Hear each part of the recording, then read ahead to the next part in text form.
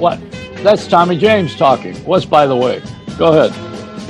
Are you there, Tom? I was going to say congratulations on the what? Radio Hall of Fame. Oh, yeah, that. Oh, no, we didn't get it yet. You're going to get it. It's a nomination. Yeah, if I die, I'll get it because it's for old people and dead people.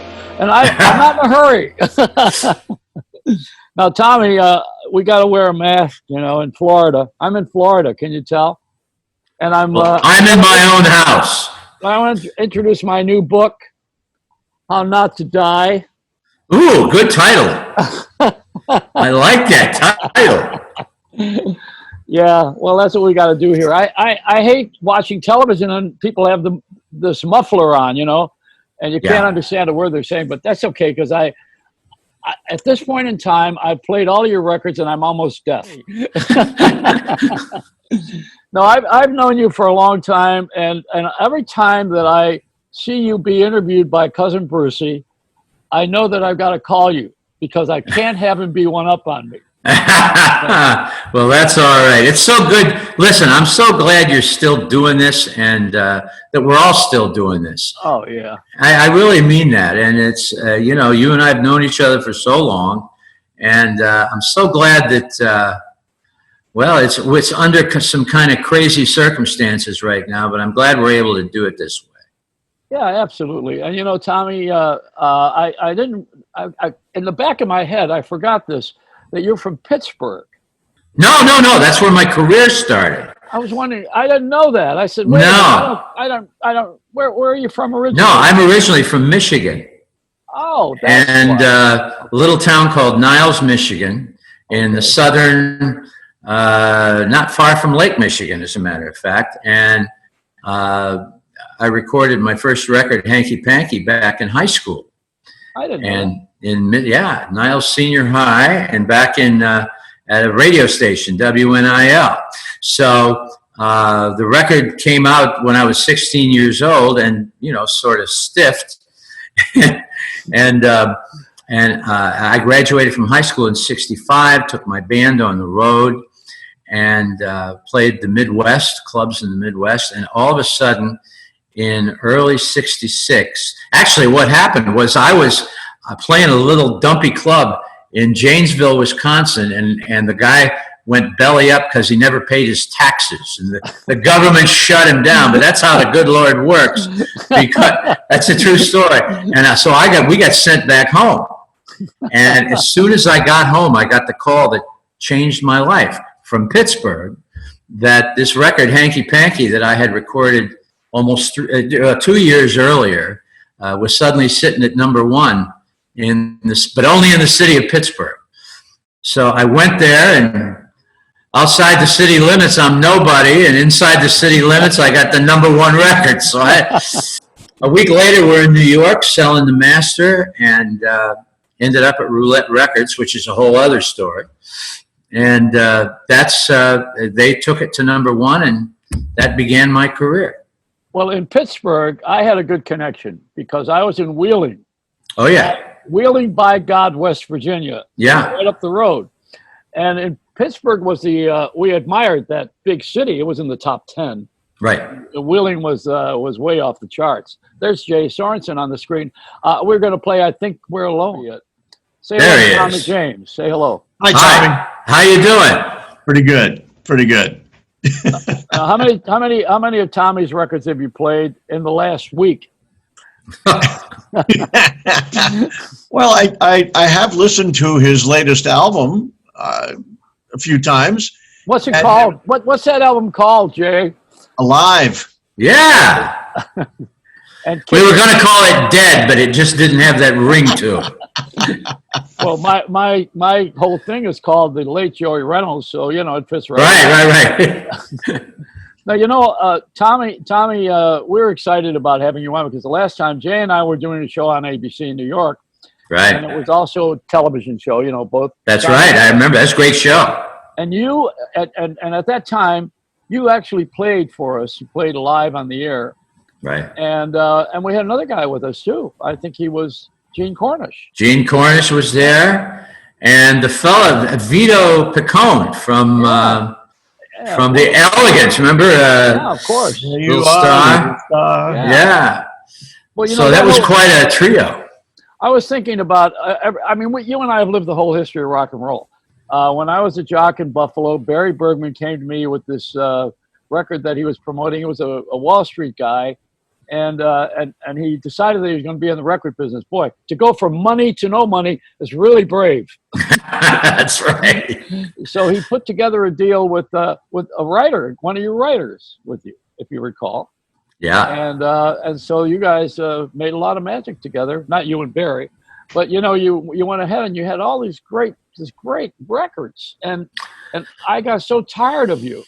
That's very easy. My mother got tired of me. That's how bad it was. No,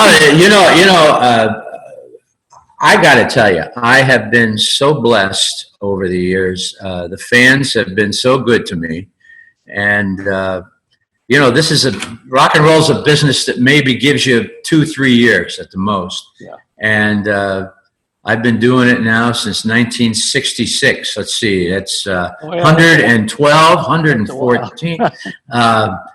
54 years.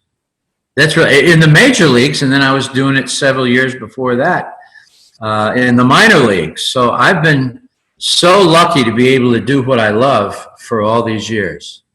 Well, I played a little bit of Pittsburgh. I came in from Lakewood. Yeah. And I had the KQV radio station for a while. KQV, that's right.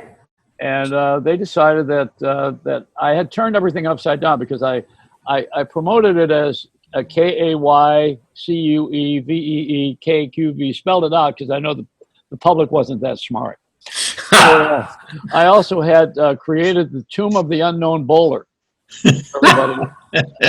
I think they're going to take that down because it's because bowlers' lives matter. I've got my black coffee. I'm too excited. BLM, right?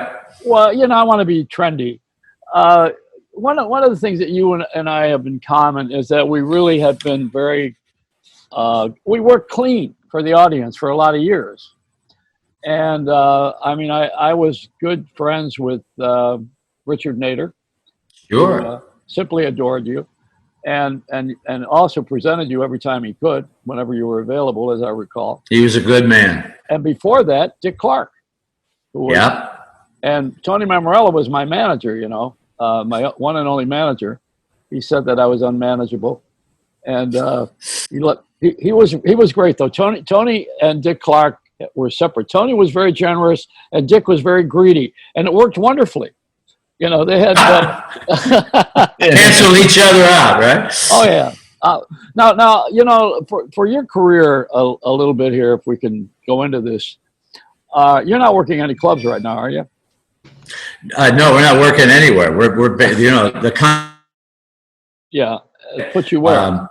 We have been working, theaters and a lot of state fairs and it's just our whole season pretty much got canceled, and as did everybody else's. Yeah. And so it's going to be awful good to get back. I wanted to tell you that day before yesterday was my first time back in the recording studio. After all these months, and we did, I have my show on SiriusXM every Sunday, and it was the first new show that we taped or recorded in 5 months. Wow. All encore shows, all reruns. And so this was the very first time we did the radio show in all that time. So I'm really happy to be actually doing new shows. It's going to be on August 2nd. So it's going to be our first show. And we're going to try to keep them coming after that. Have you been writing this whole time too? I mean, I obviously agree. A little bit. I'll tell you something. You know what's so weird about this time we're going through is that I'm concerned about the country. I'm concerned about what's going on. I'm concerned about my health and everybody else's.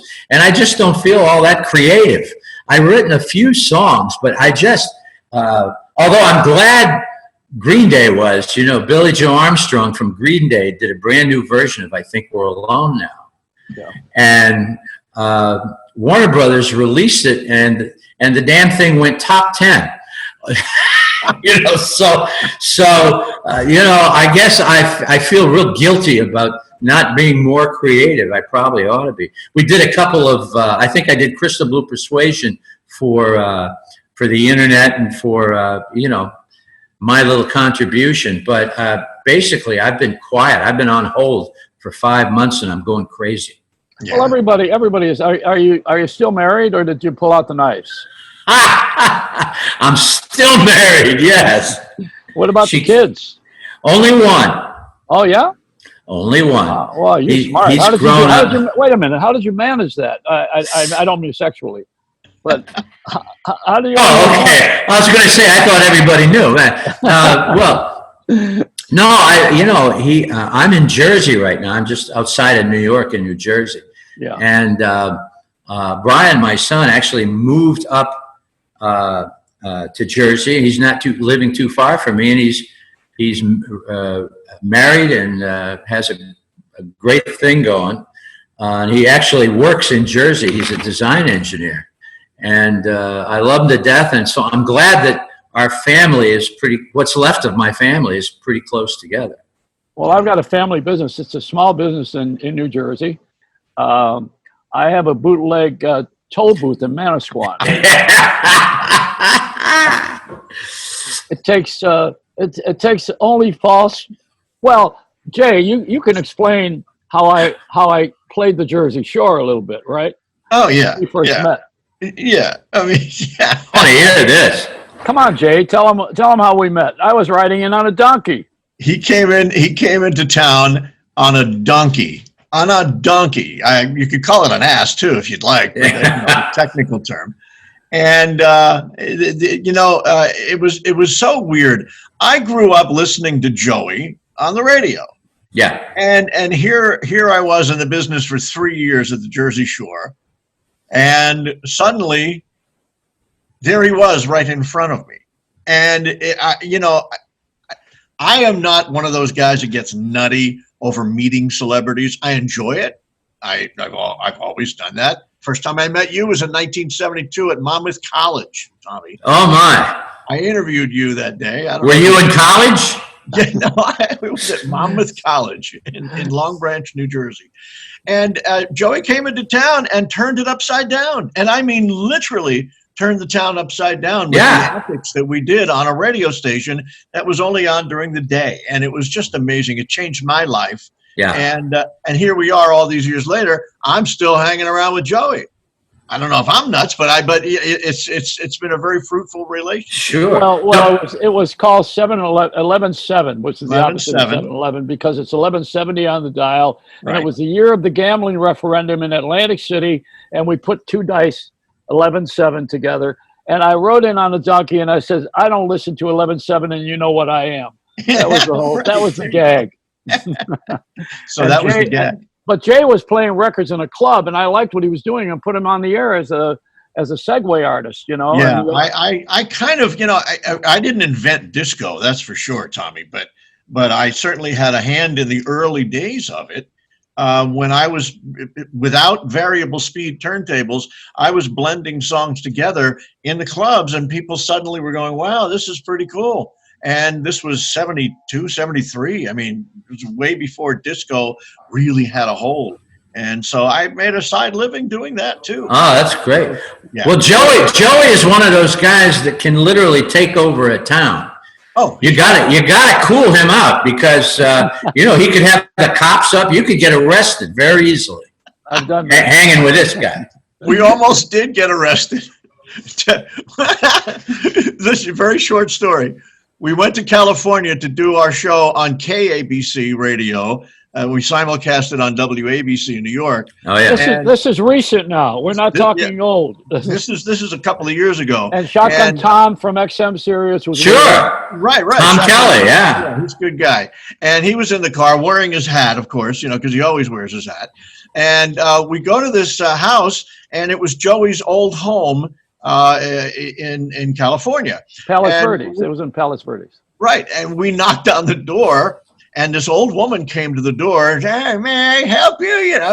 So she got scared by 4 people knocking up to her door in a gated community, no less. I mean, and Art Volo with a camera. You got to realize. Radio's best friend had a camera, scared her off. She eventually closed the door. We left.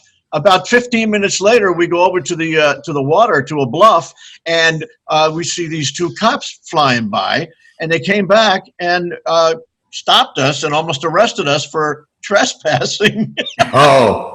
Well, listen, seeing you guys come to the door would scare the hell out of me too. That's right. It wasn't Halloween, and all of us walked up, and the guy who owned it was first of all, this is a beautiful home on the ocean, and they're not used to having riffraff. So when they see radio and records people, we're on that list that we're you just look suspicious. Low rent. I know the whole story. Believe me. I know you do. Now let's take this up a notch. Yes. I had a record on Roulette called "Ma Belle, You Got Me by the Calls." Well, that's scary right there with Roulette. With Morris Levy gave me money, and no. And I never saw any royalties, but he gave me cash, and I never reported it. But I got. I hope they don't look that up. Is it? What is it? 40 years ago? Maybe they'll look it up.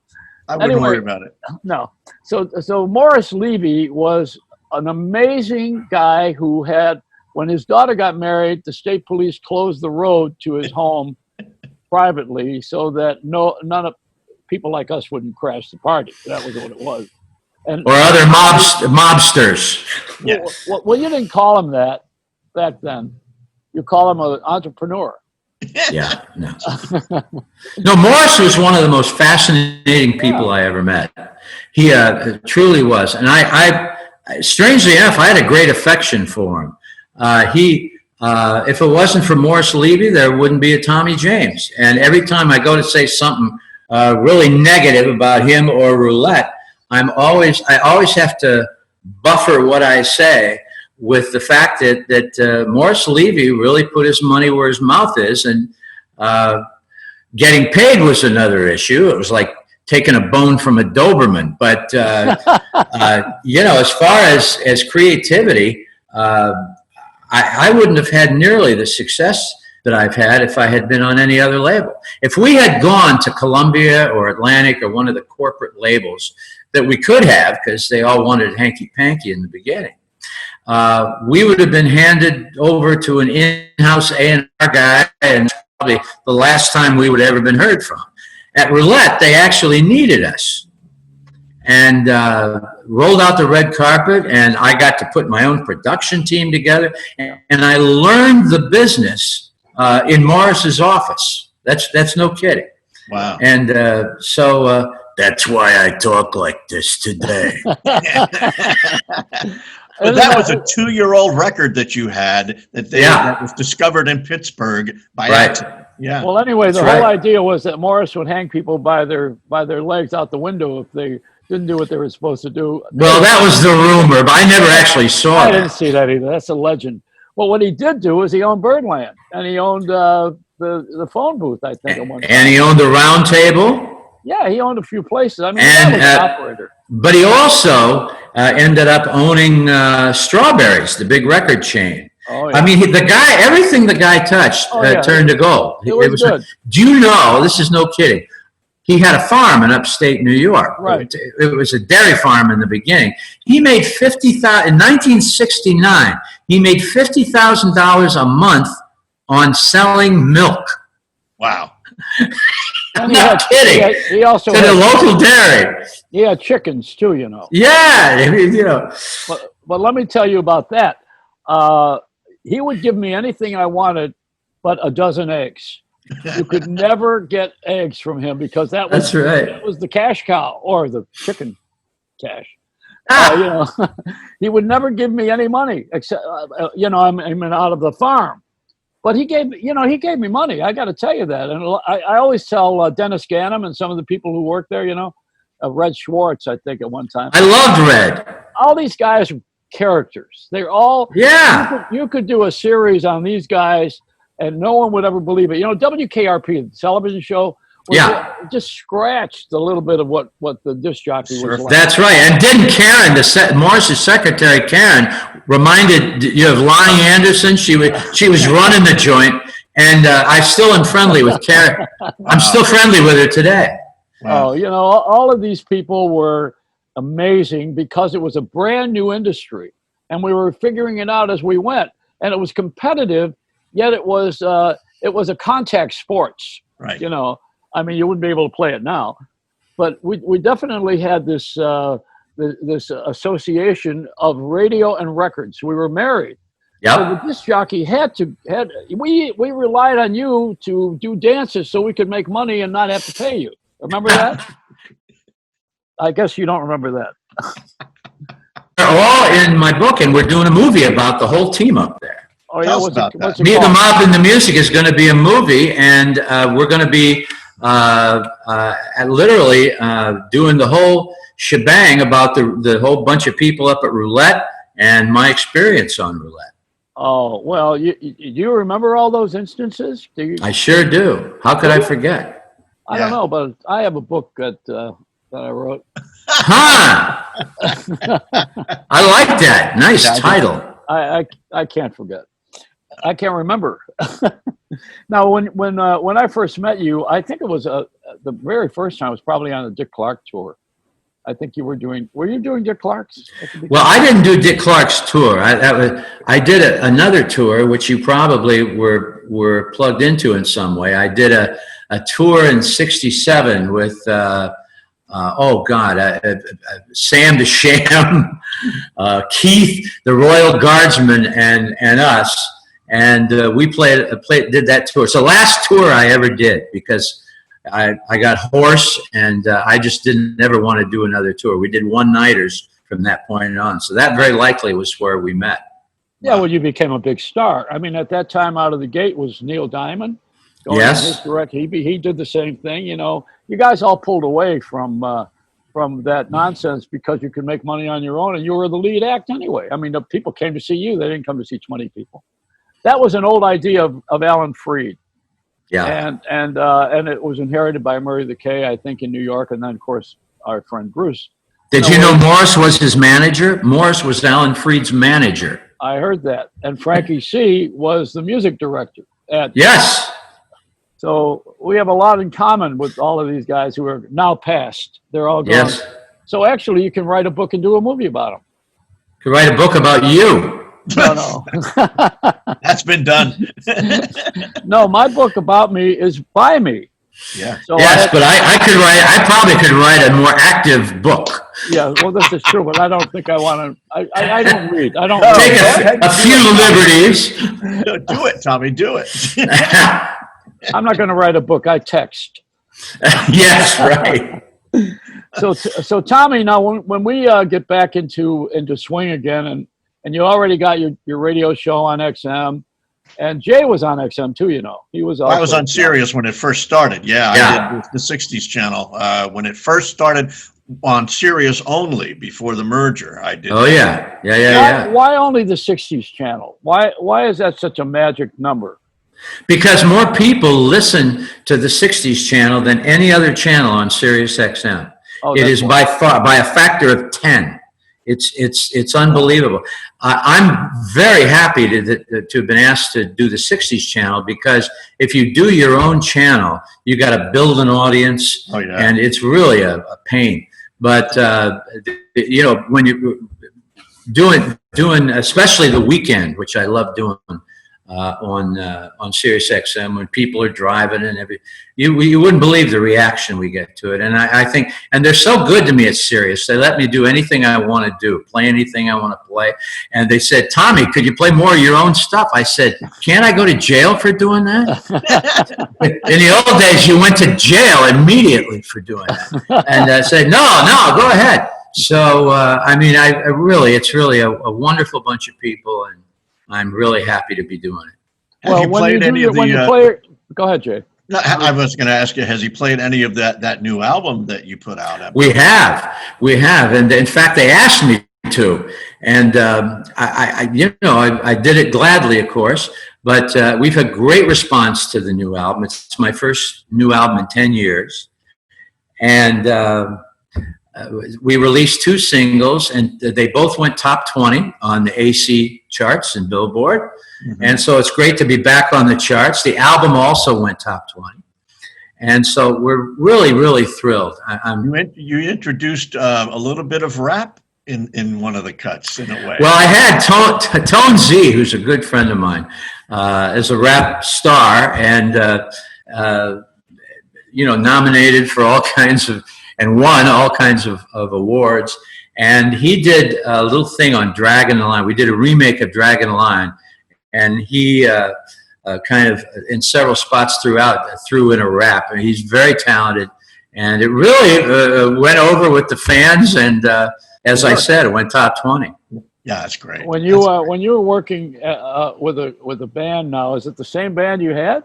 It's not the Shondells. That's way gone. No, they're into their 40s now. No. This is a band actually that's been with me since the 80s. Wow.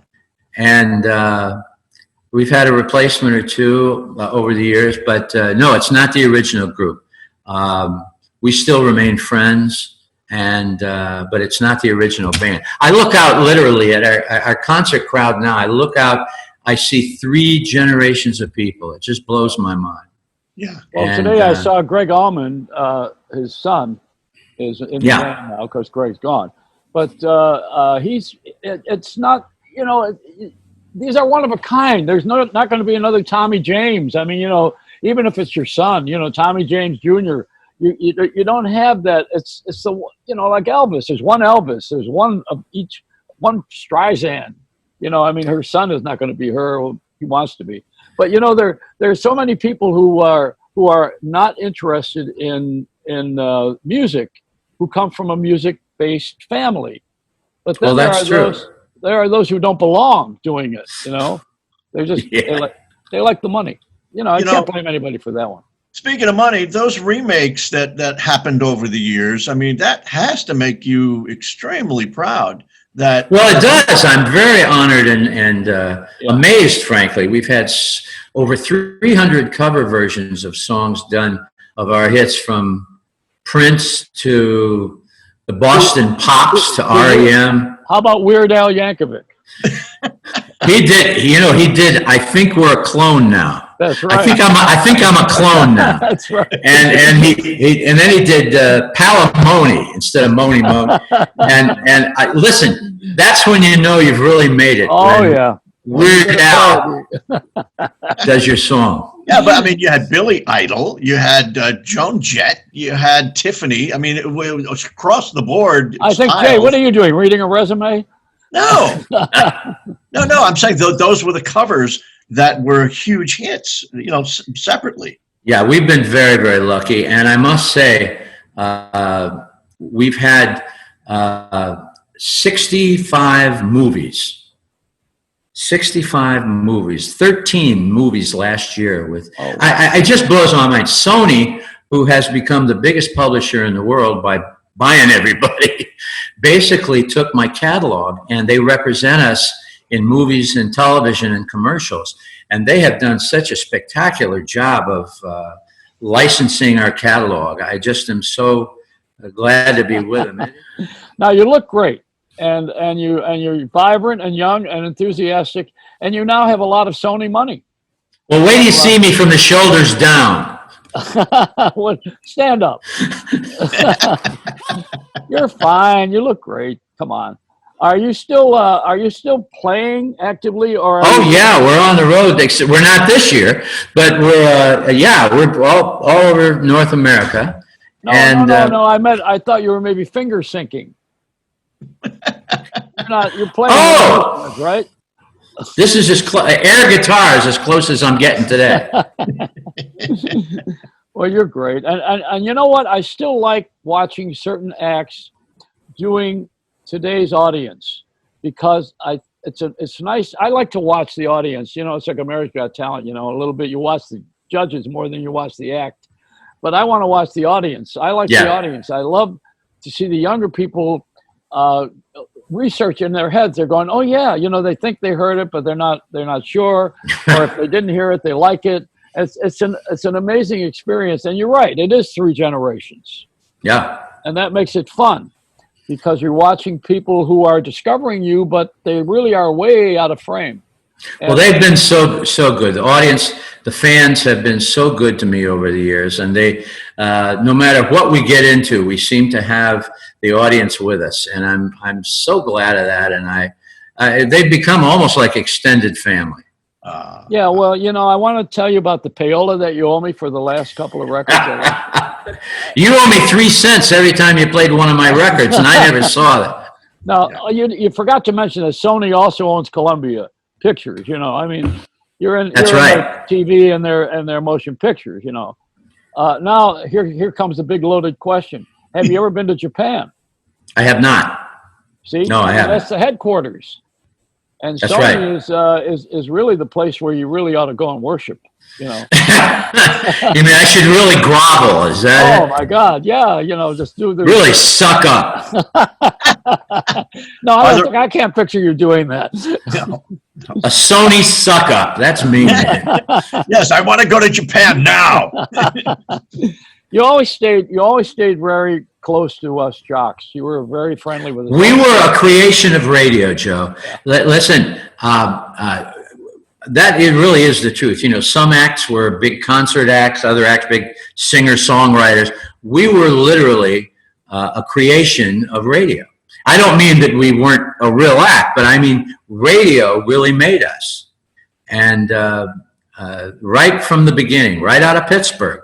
I remember, you know, Clark Race and Chuck Brinkman and all these guys in Pittsburgh who played us right out of the box. Mm-hmm. And then Red Schwartz up at Roulette when I signed with Roulette, he was he was a disc jockey at one time. Oh, I know a lot about him. And he taught me the radio business. I used to sit for hours. Red and I would sit in his office, and I'd have a new record out, and he'd call some PD and say, "This is Bill Young in Houston," and I'd say, "Hey, guess who walked into my office? It's Tommy James." And I'd suddenly get on the phone with him, and I'd know the guy for the rest of my career, you know. Yeah.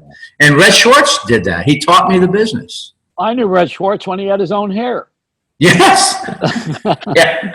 He used to make me laugh because he'd show up in 60s. He'd change with the times, whatever it was.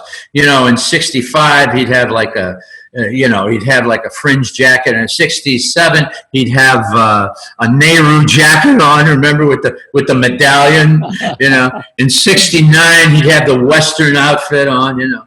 And he was like watching The Time Machine. Remember the mannequin in The Time Machine? And I loved Red. He was so great. Between Red and Morris, you know, I learned how to screw people really good. No, I mean, I know. Well, you know, Red, I left him swimming in Harvey Cooper's pool in Woodland Hills, and Red's on one side and his hair was on the other side. Yes. Yeah, that's right, man. It wasn't even red. I mean, it was gray on the side. But well, he was best friends with all the jocks. Yeah. And WLS in Chicago, you know, Art Roberts and all those guys at Biondi and everybody.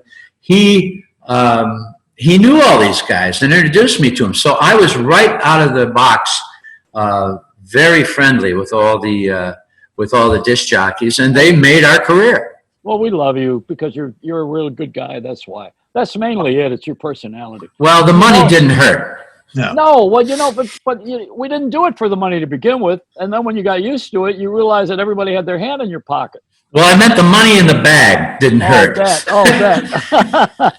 Are there any songs that you wish had become hits that were not, that you recorded? I'm curious about that. Yeah, there's several of them. I always wanted to release a song called Loved One, which ended up, it was a B-side on the back of, Sweet Cherry Wine or something. And I always wanted to release that as a single. There were, Sugar on Sunday, which ended up should have been big hit by The Click. You know, that was my first cover record by another act covering one of our records. And of course they went top 10 with it. And that would have been one that we probably should have covered. Tighter, Tighter by Alive and Kickin'. Oh, yeah. I originally wrote for myself. And I didn't like the way I was singing. I didn't like the way it was coming out. And so I rewrote it for Peppy and Sandy from Alive and Kickin'. Took them into the studio, recorded on my track, and put their guitar player and keyboard player on, and that went #1. So there's a lot of songs that, you know, you could say, got away, but we've been so lucky to have so many hits. We ended up with 23 gold singles and 9 platinum albums, and did over 110 million records. So you're still living in a 1-bedroom apartment. Well, thanks to Morris Levy. No, we've I've been lucky to make a whole lot of it back, but it was for a while there, kind of wondered what was going to happen. Well, I remember distinctly. I worked out of Ben Scotty's office, Scotty Brothers. Yeah. I learned the record business. When you were learning the radio business, I'm learning the record business. Yeah, right. So we have crossed paths, but we both knew the game. Yeah. And I remember when Ben wanted to take money from each artist individually, and I said, "This is a guy that wants to handle the Mormon Tabernacle Choir." Everyone pays him. Right, 110 voice choir. But in learning about the record business, which I did, and learning how to get things to happen in a marriage. Yeah. Because radio and records were married. It was a fraternity. It wasn't, there was nothing bad about it. It was very cool. No, it was a partnership that needed each other. Yeah.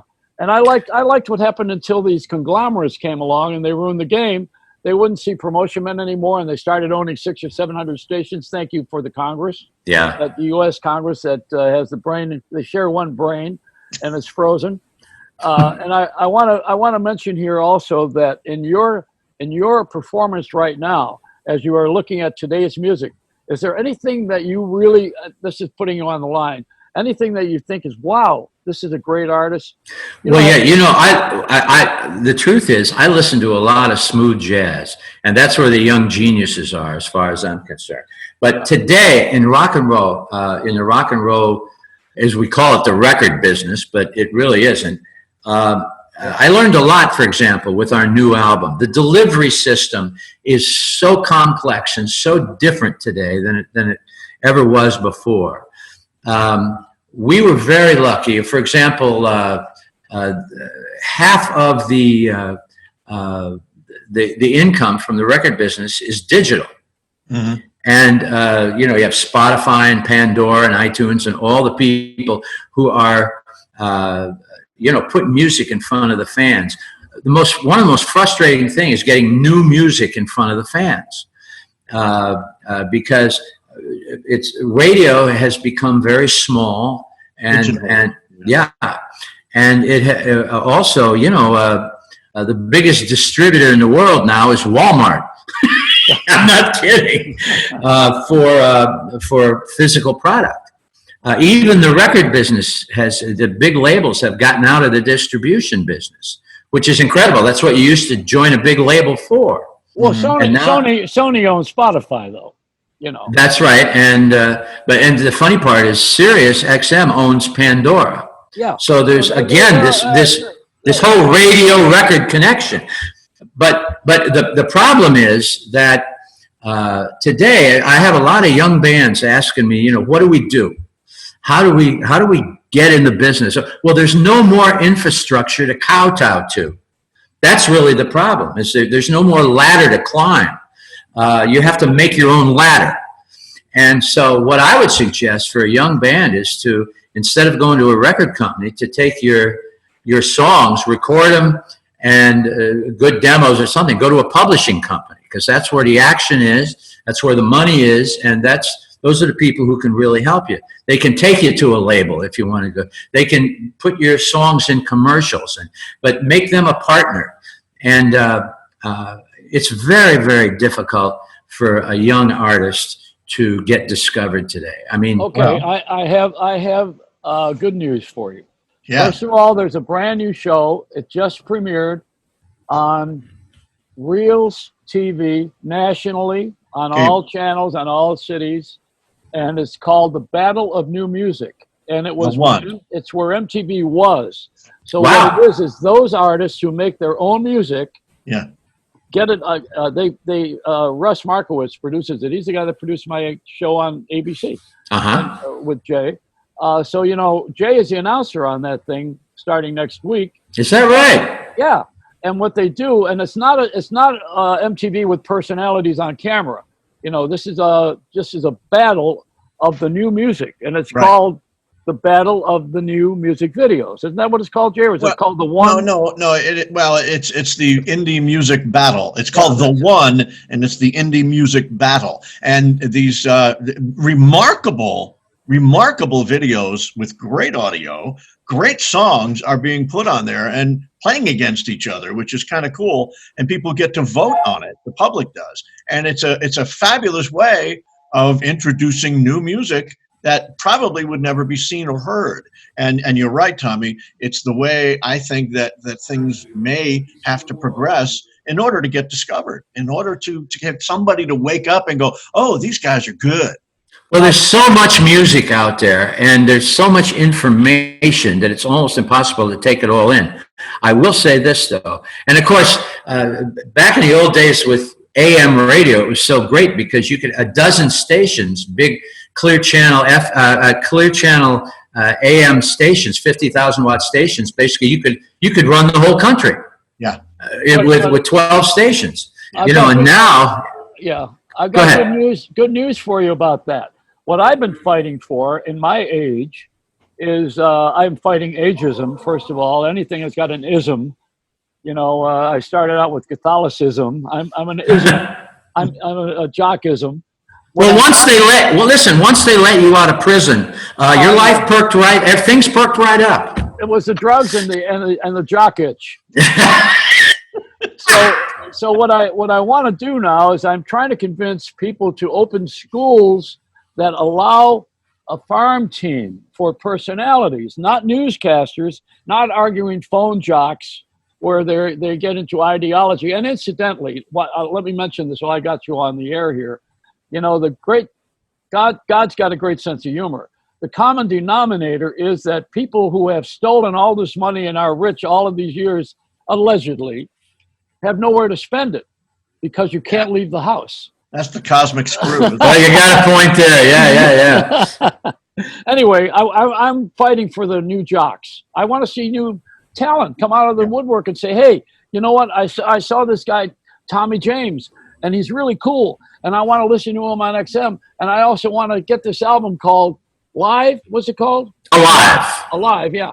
And I want to get this thing and I want to play it. And that's the spirit that we had. See, and you have to have that again. The only place where there should not be spirit is as an airline.